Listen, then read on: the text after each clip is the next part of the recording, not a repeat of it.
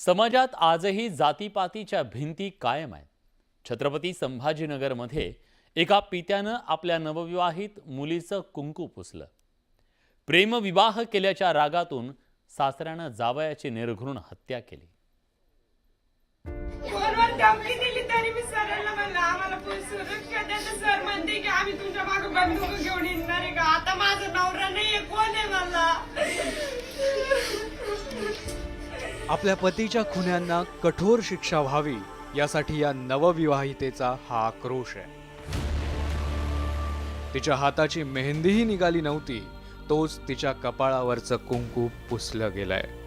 लग्नानंतर महिन्याभरातच तिच्या नवऱ्याचा खून करण्यात आलाय. तो खून करणारा दुसरा तिसरा कोणी नाही तर विद्याच्या पित्यानंच केला. महाराष्ट्राला हादरवून सोडणारी ही घटना छत्रपती संभाजीनगरमध्ये घडली आहे. इंदिरानगर भागात राहणाऱ्या अमित साळुंखेनं 13 जून रोजी विद्याशी विवाह केला होता. दोघेही वेगवेगळ्या जातीचे.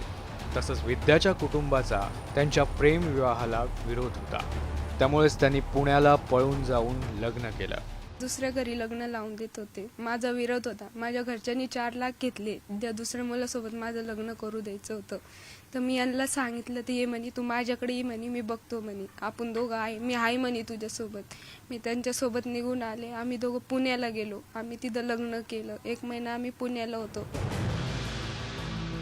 अमित आणि विद्यानं कोर्ट मॅरेज केलं होतं, पण तिच्या कुटुंबाची नाराजी दूर करण्यासाठी त्यांनी पुन्हा बौद्ध पद्धतीनं लग्न केलं. पण विद्याच्या कुटुंबाचा राग काही कमी झाला नाही. 14 जुलैला विद्याच्या पित्यानं डाव साधला. ते झाडाखाली गेले, लाईट गेली. अचानकच आहे ना, आप्पासाहेबनं येऊन मागं त्यांच्या पोटात चाकू घातला. जोरजोरात ओरडत होते. कोणीच सगळे पोरं तिथं झाडाखाली होते. एक जण मदत आलं नाही. माझा नवरा तिथं रक्तामध्ये पडेल होता. माझा दीर पळत गेला. मला वाटलं असं काय झालं. गेले मी माझ्या सासऱ्याला पाठवलं. म्हणलं पप्पा सुमित भाऊले पळत गेले. म्हणलं एकदा बघा म्हणलं काय झालंय. गेले तर म्हणे अमित खाली पडला, अमित खाली पडला. मी गेले, मला कोणी चौकाच्या पुढे जाऊ दिलं नाही. विद्या आणि अमित यांच्या लग्नाला जातीच्या बेगडी प्रतिष्ठेचं ग्रहण लागलं.